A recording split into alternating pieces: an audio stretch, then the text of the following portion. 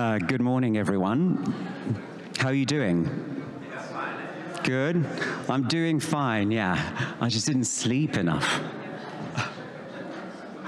But I think that many of us have the same problem. Okay, so I'm just going to briefly introduce myself. My name is Mateusz.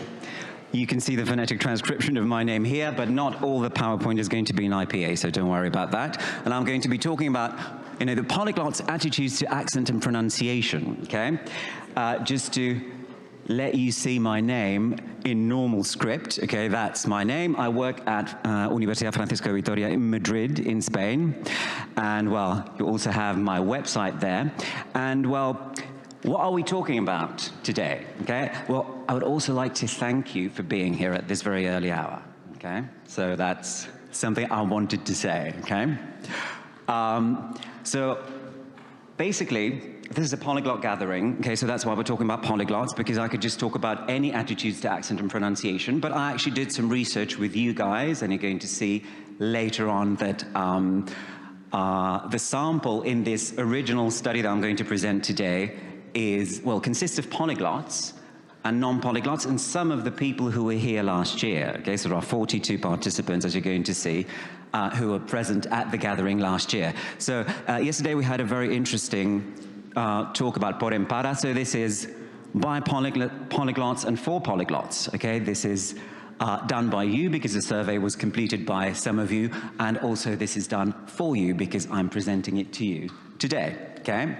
And well, there is at least some research because, linguists have been interested in polyglot brains, and there is at least some research that says that, this piece of research that we're going to come back to in a moment, that says that the way a polyglot uses his or her brain may be slightly different, okay? So proficient speakers of multiple languages engage less areas in their brains, okay, when speaking languages, because they're so proficient, so their brain doesn't need to strain so much, okay? But obviously this is just, well, my study is just about attitudes, but yeah, the working hypothesis is that there might be some differences between, the attitudes of polyglots and non-polyglots towards pronunciation. Pronunciation and accent is my field of study in general, so that's why I chose this. Now, you can't see this picture properly, okay? But there is, Terminator here, okay? The Arnold Schwarzenegger, what the hell are you? So we're also going to try and answer the question what a polyglot is, and then I'm going to give you my answer, and I'm going to just tell you how I chose the polyglot group, okay? So basically we've gone over 0 here. I'm just going to guide you through the background because we need to go over certain terms, and I also need to justify why I use them and why I use them in the questionnaire. And then I'm going to tell you about the research, about the results, and then the conclusion is just a little recap, okay? So again, I don't know why I could see it perfectly on my computer, okay? But anyway, first thing, what are attitudes? That's the main topic here, okay? And we're going to take a look at 2 things related to attitudes. So why do we have attitudes, and what are they, okay? So first of all, there is a natural tendency in the human being to judge things and to have attitudes, okay? To evaluate things. So the previous presentation was also related to this up to an extent. And we do like to evaluate things, and we do like to judge things. And also, scientists have discovered that if we have to evaluate something as good or bad or beautiful or not so nice, we're actually more engaged than when just evaluating the truthfulness of a statement. Okay, so is that true or false? We don't like that, okay? But when we have to say whether something is good or bad, well, we love that, okay? So yeah, we are judgy, okay? This is our natural tendency. We cannot avoid it. We can just decide what we're going to do with those judgments, okay? How we're going to act on them. And obviously, attitudes are important as well because apart from those, affective and cognitive aspects, they can also drive our behavior. And they've been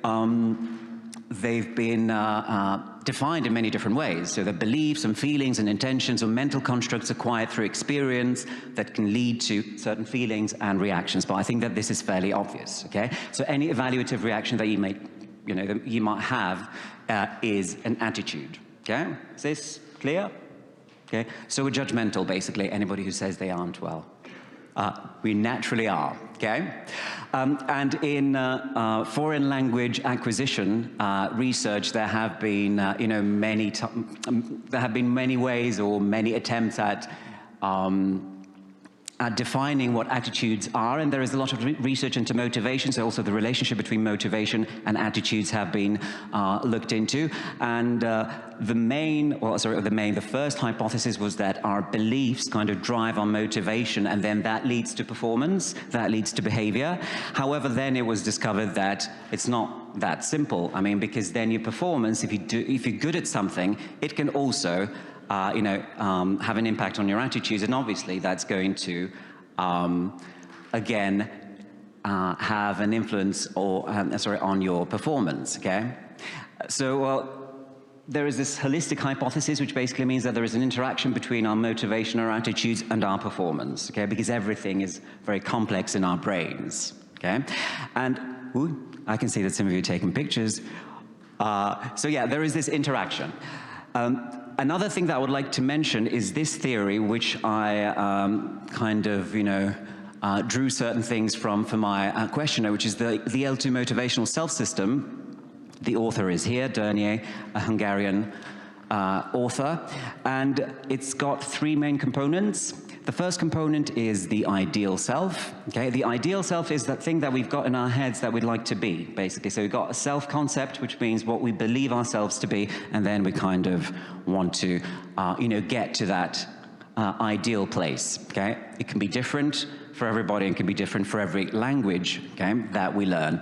Then there is the ought-to self, because our motivation is also driven by social expectations, and obviously our learning experience is extremely important, and that is related to performance, as we saw before, okay? So I just wanted to mention this because it might be useful when interpreting some of the results later on, okay? And well, just to let you know, there are many, many different ways of testing attitudes towards language varieties, towards, the different components of language that we're about to acquire. So you can just analyze discourse, like student discourse. In this case, in the case of language acquisition, you can do interviews, you can do questionnaires. As you can see, those can be qualitative, so open-ended questions, or quantitative, which is in bold because that's what I did for this study, okay? And then there are some more advanced techniques because, if you ask somebody what they think about something, they can lie to you. They can even lie to themselves, okay? So there are some methods of actually bypassing that capacity, okay? So we can figure out what people really think, and if you're interested in that, there is a very interesting website where you can test your own attitudes towards different things, your implicit attitudes, like your implicit biases, okay, because that's something that we're going to very briefly touch upon later on, okay? So, no more about attitudes. Accent, what is accent? I think that we all know it, okay? I just brought three definitions here. The first one is from the Oxford English Dictionary, and it's a distinctive way of pronouncing a language, okay, which may depend on the country, the area, the social class, okay. Here the Cambridge Dictionary mentions area, country, social group, and then Merriam-Webster Dictionary mentions, the natives or residents of a country or of a region. Now, we all know what accent is, but I would like you to take a look at the examples here from the Cambridge Dictionary, because if you look at the adjectives that I use, they're all kind of evaluative, okay? So we've got a strong Southern accent, okay? Then we've got impeccable English, broad, heavy, strong, thick, slight, okay? Many of them actually evaluate the accent, okay? And those are value judgments, okay, not just descriptions of the accent, because, well, a slight Canadian accent, this is just about the degree of the accent, okay, but a thick accent is an evaluative or a value judgment, okay? So, we all know what accent is, and I would just like to, mention one thing which is important for me, because I work with intelligibility, foreign accentedness, comprehensibility, so the relationship between, accent and understanding, basically. And I would like to mention, I'm not going to, explain all these terms because they're irrelevant to today's presentation, but what is important is that foreign accented speech may be very intelligible, okay? It doesn't have to be, but it may be, okay? And that native speakers of a specific language or dialect or language variety may not be the most intelligible speakers, okay, especially to other non-native speakers, okay? So I come from English as a lingua franca, from this research paradigm, so a lot of these things are inspired, okay? Although this is about, general polyglot attitudes, not attitudes towards English pronunciation, okay? That's how the questionnaire, as you're going to see, was structured, okay? So yeah, native speakers are not always the most intelligible, and foreign accentedness, although it is correlated with intelligibility, the relationship is not so straightforward, okay? Just so you know. So what is a native speaker? And I would like to touch upon this very important topic because, well, for two reasons. First of all, because I used it in the questionnaire. I kind of assumed that, well, I took for granted that we all knew what that was, okay? And then I even had some protests from people because that's a term that is controversial. And it's controversial not only in science, but also, in today's world where certain terms are, people realize that they have negative connotations in certain contexts, and things are done about this. So this is not a political talk at all, or an ideological one, but I wanted to mention this just to justify my choice, okay? So, as I said before, it's received a lot of criticism, okay, and quite rightfully so. For example, in the area of English language teaching, there is this wonderful article by Holiday where native speakerism is described as a neo-racial ideology, okay? Because it is true that if you're a non-native teacher of English, you may suffer from, at least you may suffer at least some discrimination, okay? So this should be acknowledged here. There is also this wonderful book by Rosina Lippi-Green, English with an Accent. It's an old book, but it's got another edition. I think it's from 2012, so it's been updated. And this talks about how accent, foreign accents are used to discriminate against people in the United States, okay?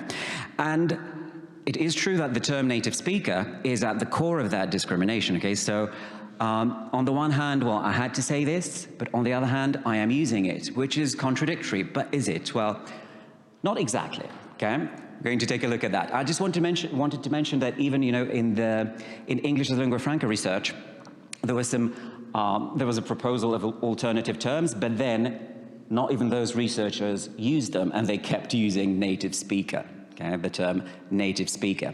And it is also true that from the psycholinguistic point of view, there is a difference, okay? However, it is not very clear what the difference is. And, human beings like to make, dichotomous distinctions, and it's not that easy. Okay, it's not that easy to draw the line between a native speaker and a non-native speaker, but definitely, if you are familiar with, cognitive semantics, you know that, what is this? So these are dogs, okay? So loads of different pictures. Is that the same picture? No, but you know that it's a dog because probably you've got a prototype of a dog in your heads. And the reason why I use the term native speaker and I didn't use any other alternative terms in my questionnaire is because I think that we all have that thing in our heads, that concept in our heads, which may not be something that corresponds to any, real part of this world, okay? Because, well, you know that the human brain is very good at creating fictions, okay?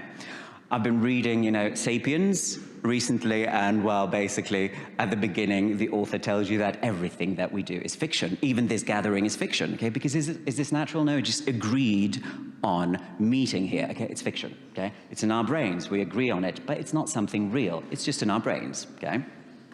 So yeah, we know what a dog is, just like we kind of know what a native speaker is, okay? Also, if you look at this, you're probably going to see a bird. Here, there is a bird as well. And you can see that there are many different types of birds. And there are some more, prototypical birds and some less prototypical birds, such as, penguins, for example. So we all know what a native speaker is, but a native speaker can be many different things, okay? Some of the native speakers in this world are more prototypical than others. And the last thing, before we move on to this research, is this, okay? So what is a polyglot, okay? Yeah, this picture again, you can't see it. Okay, so what are you?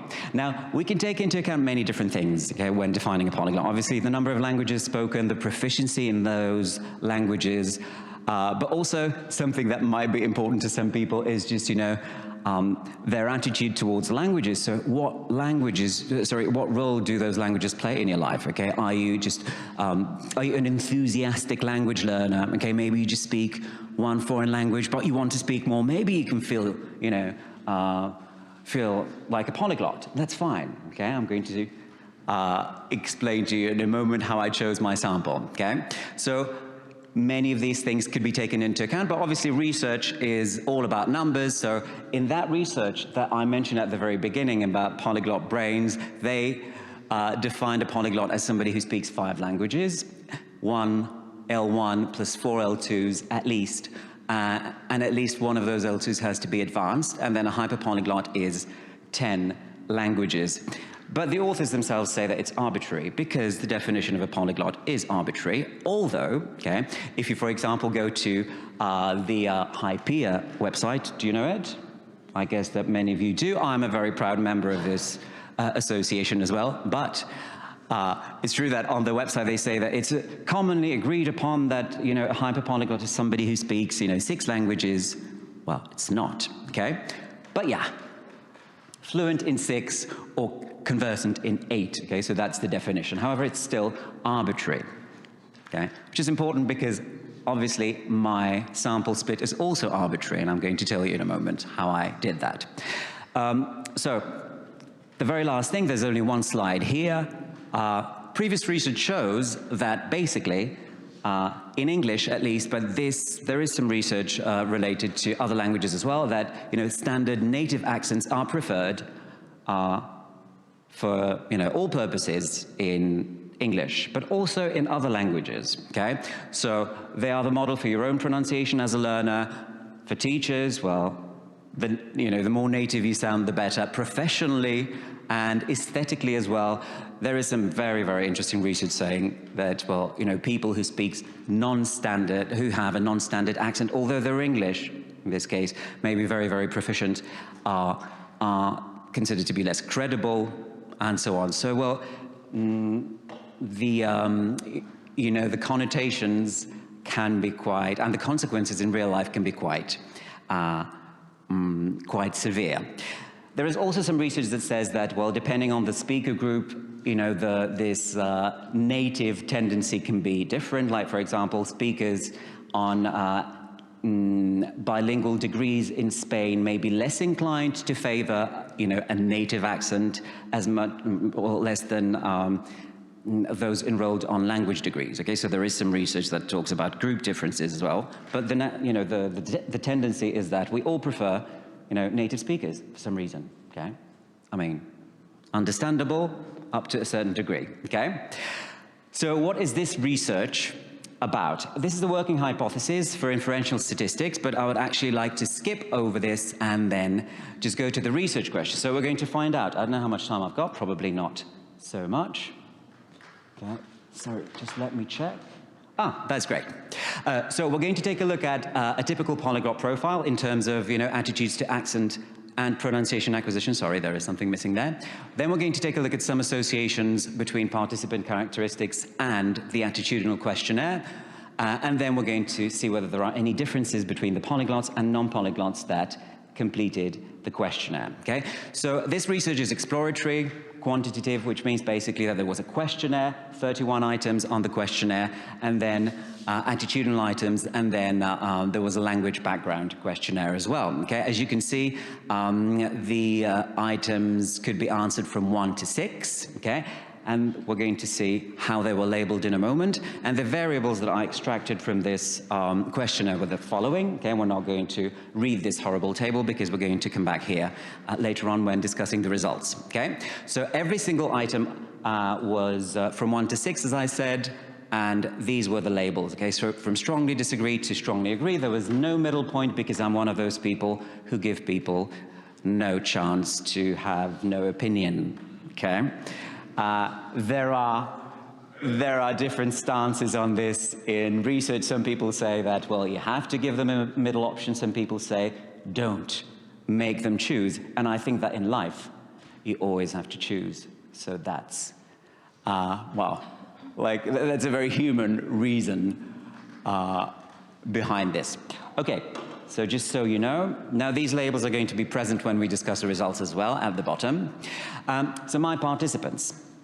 The participants were, well, there was one group which consists of polyglots, and then another group which consists of non-polyglots, okay? So the polyglots were recruited here on our wonderful Telegram group, and also on social media. And basically what I did was that if somebody recruited in those ways answered this first round, okay, of my questionnaire sending, so to say, then I basically considered them to belong to this group, okay? So I did not actually take the number of languages into account. But if you look at the groups, you can see that in the polyglot group, well, we've got, you know, the minimum here, okay? The average is somewhere here. This is 10 because there are some outliers with 40 languages. Okay, so that you can see that there is a difference between this group and the other group. If you look at the descriptive statistics, you're going to see that the minimum in both groups was actually 2, but I said, hey, this person is here for a reason. They're a language enthusiast. I'm just going to leave them in this group. Okay, shouldn't affect the group comparisons too much. You can see that the mean in the polyglot sample, the mean of the average number of spoken languages is 8.1, while in the other group it's 2.8. And the other group, the control group, is actually just my students at my institution, okay? Which is obviously a limitation, which we're going to talk about in a moment, okay? So we're going to focus on this first, but let's first take a look at how many people there were. There were 90 polyglots. And then there were 85 non-polyglots in this questionnaire. The polyglots had 31 different L1s, okay, while the non-polyglots only 7. You can see the level of education here. You can see that the average age was around 35 for the polyglots and 19.85 for the non-polyglots. Why? Because they were university students, basically. So that's why. Well, both you know, males and females were fairly well represented in both samples. There were also some people who were non-binary in both samples, and one person in the polyglot sample preferred not to state their sex, okay? But that was their gender, sorry. But that was something that, well, we're going to comment on in a moment, okay? So what is, you see, do you know this? There is, that comes from National Geographic, which basically, yeah, figured out what the world's most typical person is like. So now we're going to talk about, you know, the world's most typical polyglot. Obviously, just joking, it's based on 90 people, okay? So the first thing, a polyglot normally feels like a polyglot, okay? So you can see that out of 6, the identity, which we're going to take a look at on the next slide,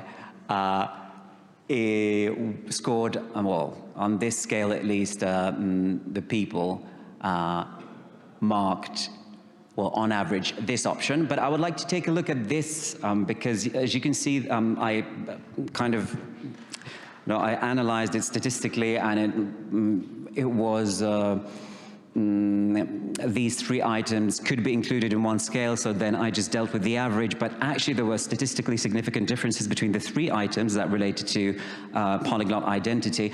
And one thing is, you know, that caught my attention was that when people were asked that, well, whether knowing many languages was part of who they were okay with that, 5.4. Then I like to think of myself as someone who knows many languages, that's fine. But then look, there was one item only that used the word polyglot, and it went down to 3.97. And actually, then we're going to see that in the other group, because my students felt like they're polyglots as well, okay? But still, when the word polyglot was used, it went down, okay? And the difference was huge, okay? You can see that actually we could think of this and this as meaning the same, but the very wording made this huge change, 1.5 points, okay, from 5.4 to less than a 4. Okay, so yeah, we feel like polyglots on average, okay? Pronunciation is also important. There were some items that dealt with this. Everybody thinks that to acquire, you know, proper pronunciation in a foreign language or in a target language, because that was the term that I used in the questionnaire, is very, very important, okay? But at the same time, we don't agree so much that, you know, accent can be a source of communication problems, okay? We think that, pronunciation in foreign languages or in target languages is fairly easy to acquire. Not very easy, but fairly easy. And there is a difference here between, pronunciation, grammar, and vocabulary. It's not statistically significant, okay? So let's not get overly excited, but we are going to come back to this because there is something interesting in the group differences between polyglots and non-polyglots here, okay? But not regarding pronunciation, okay? So moving on. There was this item analyzed separately. Communicating is much more important than sounding native, and obviously we all agree with that, okay? So 5 out of 6. But then at the same time, we all want to sound native in our target languages. And this is probably also the order in which I present those slides. Or I thought about it and I changed it yesterday. Yeah, so we all want to sound native, okay? And actually then we're going to see that there is no difference between polyglots and non-polyglots in the way, in the degree of desired native likeness. Okay, so we all want to sound native, polyglots, non-polyglots, okay? There were a series of items that dealt with your non-native accent as part of your identity, because that's something that I'm interested in. And you see that, well, polyglots do not feel very identified with their non-native accents when they speak foreign languages, because they want to sound native. So why would they feel identified with something that they do not desire to have, okay? And then there were some items which could not be grouped into one scale, self-assessment items, but we're happy with our pronunciation, okay, on the whole, okay? So I'm happy with my pronunciation of 4.5. My pronunciation is normally good, 4.7. But I like my non-native accent when I speak a target language, no. Okay, so we all want to sound native. Now, obviously, that's not true. That's just the average. But I'm talking about, this prototypical polyglot. Okay? There was also a negative correlation between positive and negative self-assessment, which is something that I'm just presenting because, it's a very nice mirror image, okay, if you look at the two scales, okay? So here on the positive self-assessment, we've got, the distance between 1 and 2.26, and the distance between 6 and 4.72. That's actually quite similar, which means that the questionnaire worked and the people said what they thought. Maybe not the truth, but what they wanted to say, and they were consistent, okay? And I like this one, okay?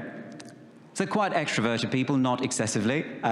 This is just anecdotal, that's why I put it here, because we're going to take a look at the comparison with the other group. Later on, we're going to see this, okay?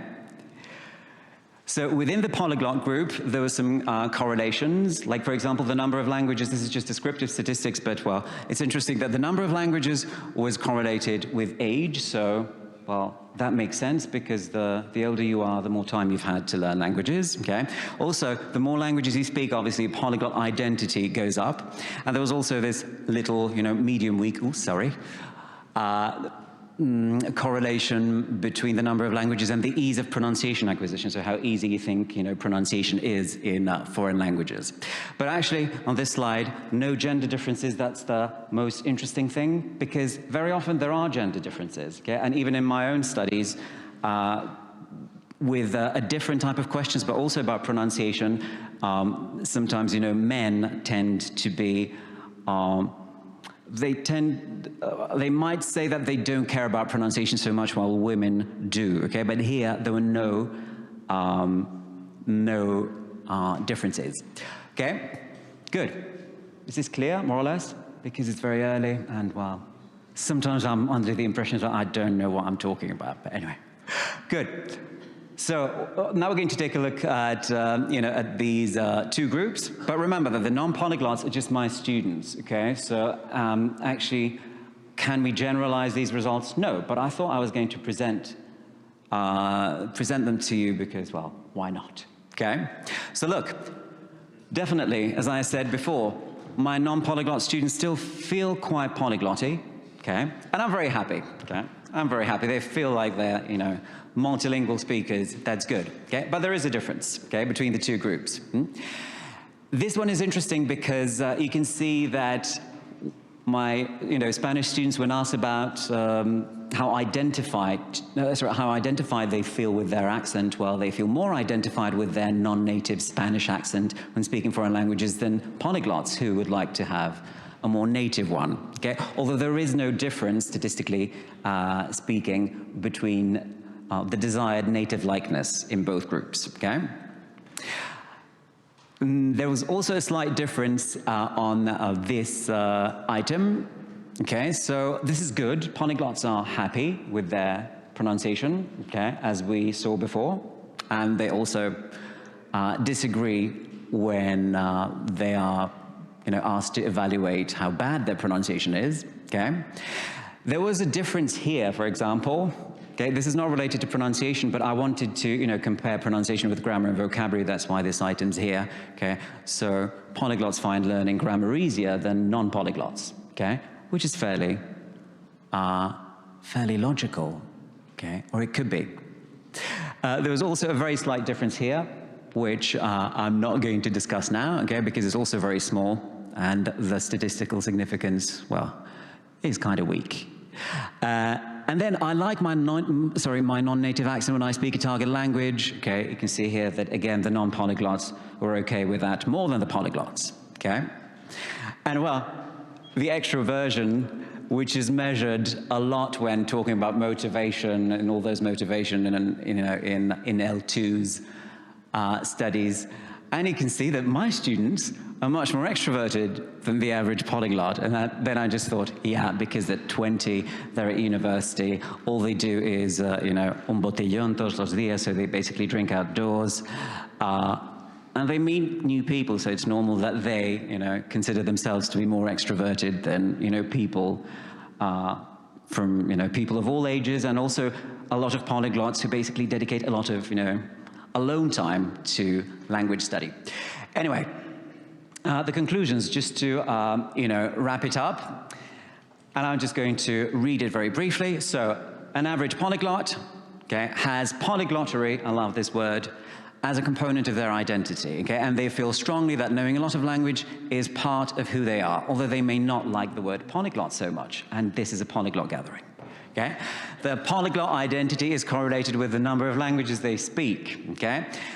They find good pronunciation, proper pronunciation in their target languages to be important, but only slightly agree that a non-native accent can be a source of communication problems. Okay, and they also believe the communication is more important than nativeness. Okay, but at the same time, they want to sound native in their target languages, and they don't feel very identified with their non-native accent. Okay, in their target languages.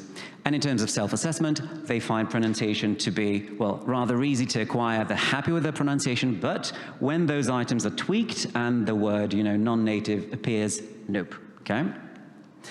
And then we've got these differences. So you can see that polyglots indeed feel more polyglotty than non-polyglots, more introverted, I'll put it here. The polyglots want to sound native just like non-polyglots do, okay? The non-polyglots accept the non-native accents better, and polyglots seem to be less critical of their pronunciation performance, okay, on some items, the ones that are explicitly about self-assessment, okay? And also the grammar thing, again, okay, just for you to remember what I've been talking about, okay? So thank you very much for your attendance and for your attention. And if you've got any questions, then now I can answer them. Thank you.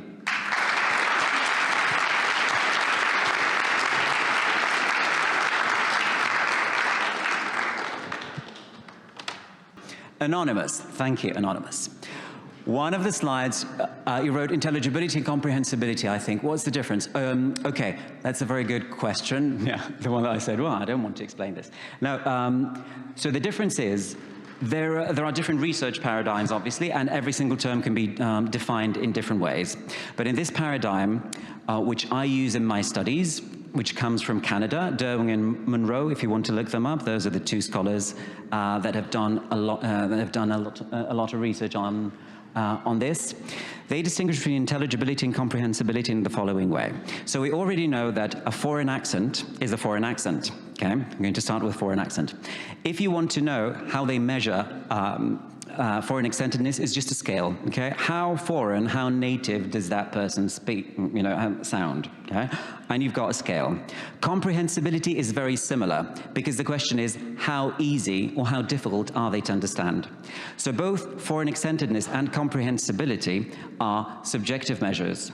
Intelligibility is objective because it's tested. So first, you're exposed to a speech sample, and then there is a test. There are different ways of testing it, but it's an objective number of either, the things that you answered correctly, true or false questions. You may be asked to transcribe it, and then a score is calculated. So intelligibility and comprehensibility, the difference is that they both refer to understanding, but intelligibility is objective because it's based on your real performance when understanding, while comprehensibility is just your impression regarding how understandable a person is or how easy to understand, okay?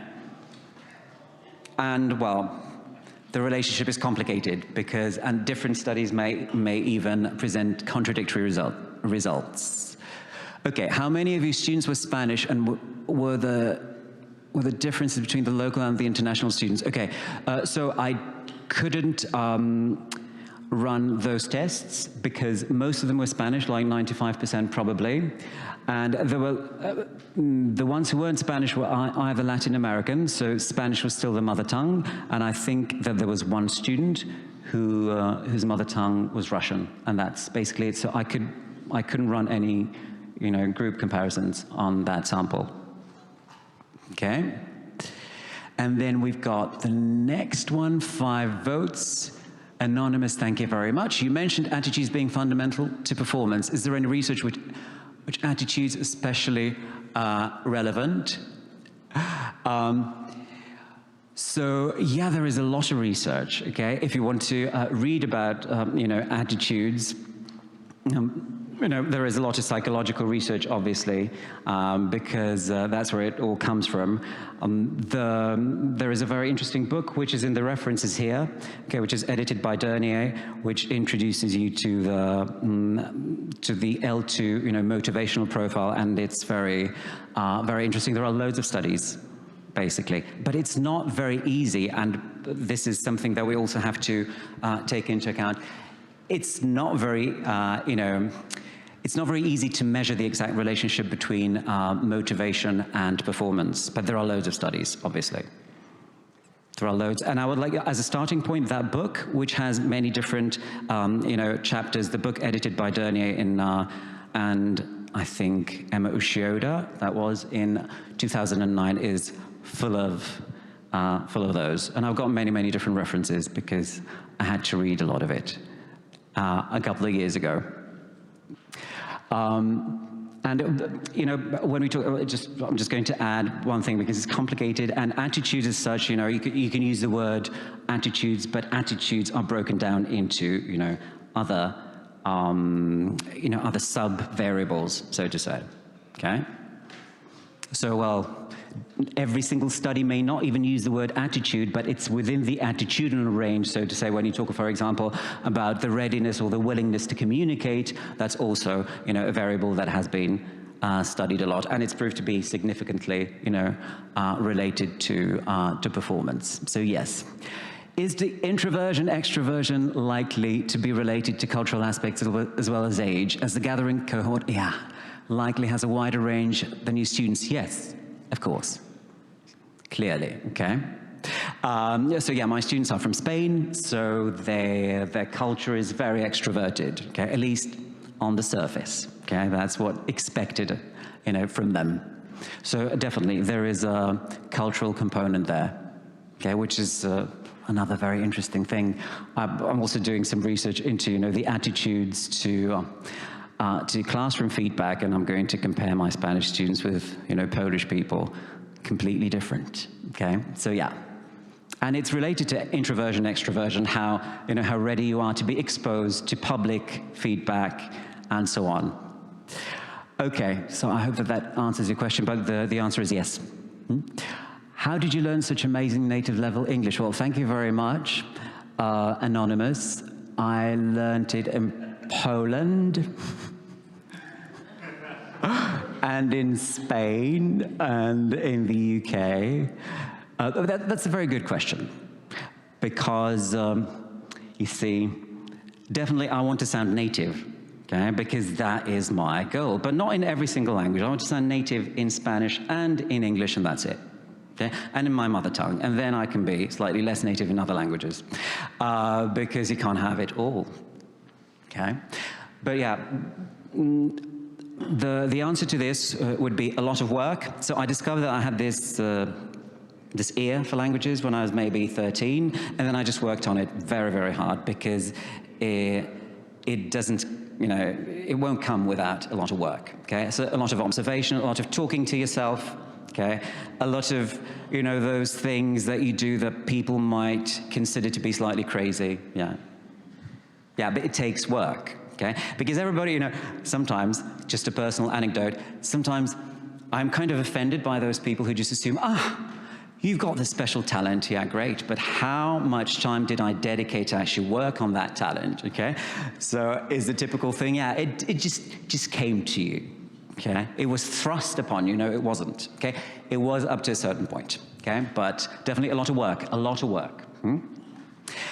Okay, thank you very much for this question.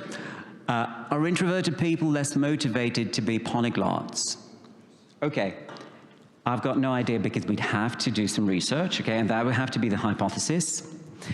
As you know, this research is just exploratory, which means that, well, it doesn't actually test any hypotheses, because we would have to, well, it kind of points you in the direction of some hypotheses that might be tested later on, okay? But I don't think so. Okay, I don't think so, because if you look at the polyglots, there are many different types of polyglots as well, and I am introverted, okay, myself, and when I was a teenager, for example, when I started learning different languages, I didn't want to communicate with anyone. That was not, you know, I'm a linguist. I wanted to, you know, delve into the structure of the language, okay, even the pronunciation, but, well, I wasn't interested in communicating with anybody. Then later on, kind of life made me communicate, and, you know, it forced me to use those languages. So I don't think so. Have you planned further studies? Yes. Yes, of course. Okay, so as I said, this is exploratory, but I would like to do a qualitative questionnaire as well, because I think that sometimes it might be much more telling than just numbers. Okay. And then, did you use scales with multiple questions? Yes. Yeah, so the alpha was there, okay? Whenever there was a scale, there was an alpha. I don't know who asked me this question. I feel like it's my PhD defense. It's a very simple question, though. Yes. So there is, the alphas was quite, were quite high, but even if, because you know what it's like. You measure the reliability of a scale, but then it doesn't mean that necessarily that scale is unidimensional. It doesn't mean that, well, that there is only one dimension in there, okay? So that's why sometimes the alpha was quite high, but I still then discovered, and that's fairly natural, statistically significant differences between the items that scale, that comprise that scale. So yes. And then how can your research help language learners manage their expectations? This is a very good question. Thank you very much. My first answer would be, well, I cannot tell you how to manage, but obviously you can use this information to manage them, because everybody should manage their own expectations, okay? Also, you should know what research says, but you probably all know that most researchers have found that accent is very hard to acquire after a certain age, okay? That you may be very, very proficient in language in terms of vocabulary and grammar and everything, in pragmatics, you name it, but the accent may stay there, and there is this, Joseph Conrad syndrome. Joseph Conrad, a very famous Polish writer who wrote in English, and he created those, works of art in English, and they now belong to the canon of, English literature, but his accent was always thick, and that's how it's described, okay? It's not my judgment, okay? So definitely, yeah, it can help, okay? But all the information is out there for you to use, okay? Including this. Okay, another question, what field do your students study? Okay, my students are business students, they're not language students, okay? That's important, okay? Because some research says that language students may have different expectations and different, attitudes. So they weren't language students. They were just enrolled on English courses, mostly business English courses and English for specific purposes courses, but no language students there. Okay, so that was it. And then did the control group also consist of volunteers? A very good question. Who was that? Cool. Yes, because my students doing the questionnaire with me in my classroom, well, they could always just not do it.